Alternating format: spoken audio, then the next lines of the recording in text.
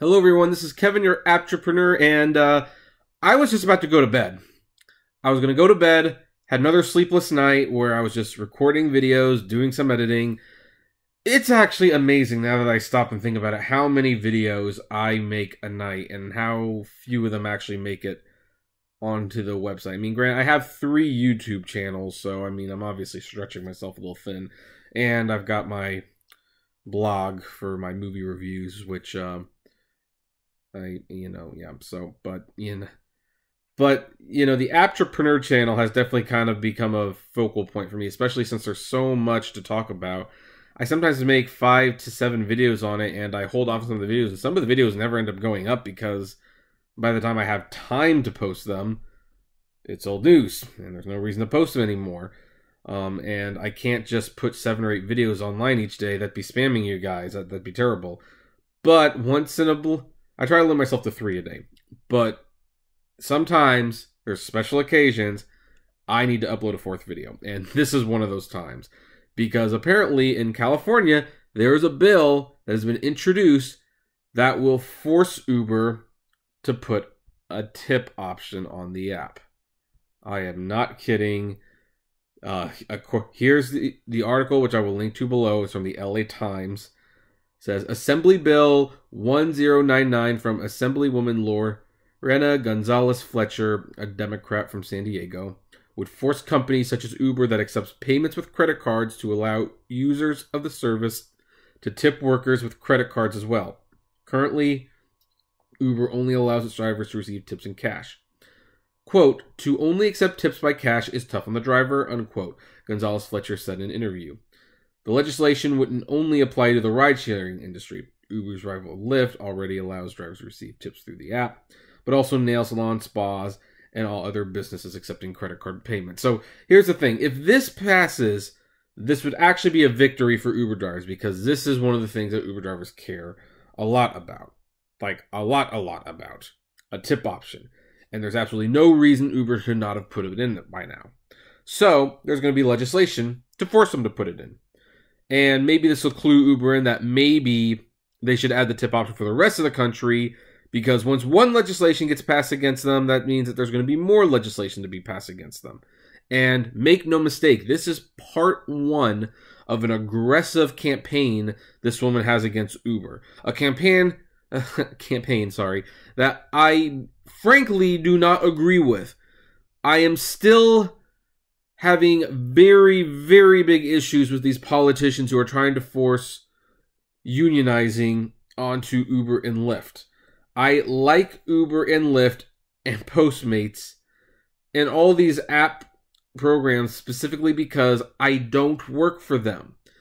I make a living on my own terms for the most part. I mean, obviously I can't control the rates and the tip option myself, but I don't have to have a 9 to 5. I can work whenever I want, how many hours I want. Most of the time, I'm only driving for about 20 hours a week, and I'm making $500 to $700. This is in addition to the money I make on my blog, my book sales, and YouTube. So, you combine that, that's a pretty good living. And it's all self-controlled by me. No one else tells me what to do. I would personally not join any talks of a union, but to introduce collective bargaining to try to turn Uber and Lyft into the old style business, which that's the business people didn't like. That's why the taxi industry started suffering so much, because people didn't like taxis. They don't like taxis. They still don't like taxis. And I don't understand why lawmakers are seeing this new thing that people like, and they like how it works for the most part, and they're trying to force it like the old one. I understand fingerprinting. I understand background checks. That's not I understand paying the workers way too low a wage. I'm not against it, changing any of that. I am against changing this whole concept of the that basically, Uber should also be paying your miles. Well, why do they need to pay my miles? I write it off on the taxes every year. Uber needs to pay benefits. I thought that's what we had Obamacare for. Obamacare, which is still law of the land. Trump didn't repeal it.